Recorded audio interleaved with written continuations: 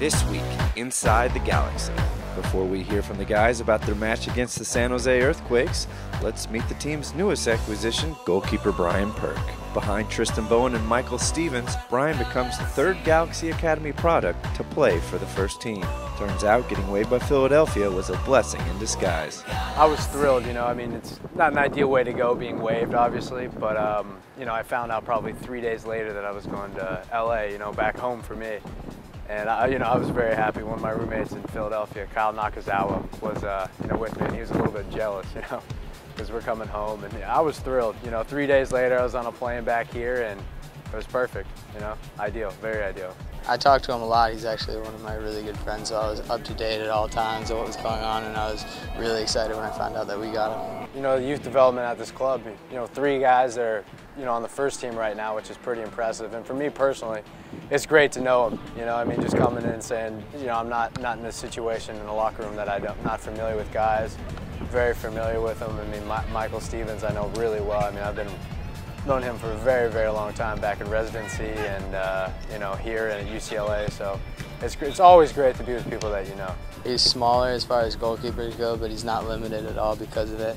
He's unbelievably athletic. I think something over 30-inch vert, and he's just a very, very good athlete and a really good goalkeeper. A little bit shorter than most. Certainly Ricketts, Saunders for sure. But I think when you watch me, you'll notice that, wow, that guy, he can play a little bit.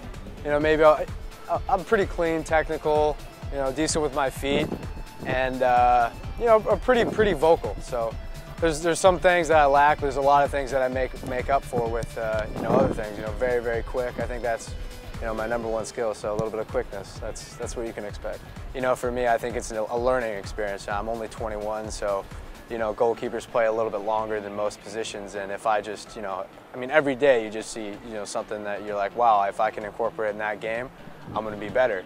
So I think, the rest of this season, I'm just going to learn from the two and, just try to come out and do my best in training and help the guys out in any way that I can. It'll be a tough game. It's a difficult stadium to play in, although I've never been there. We know it's a small field in terms of its width and probably the length. And they're a team that needs to win their games at home, so I think they're going to be very aggressive. Obviously, as any road game, we want to at least get a point, but I think it's definitely a game we can get 3 points out of. As you said, it's a small field, but we've played on small fields in the past, and we just need to adjust to that and deal with it. Yeah, we've never played in this stadium, but we understand that it is smaller. Every time we've gone, it's been in Oakland. It's a stadium, San Jose's had small stadiums in their history, and they're always very difficult to play there because that they build their teams to play in smaller fields. So they're going to be difficult, but we've adjusted to those kind of conditions before. The confidence seems to go when sometimes you don't create the chances and you feel like you're not going to score all game, but that wasn't the case. We did create chances and we're just unlucky not to finish more than what we did.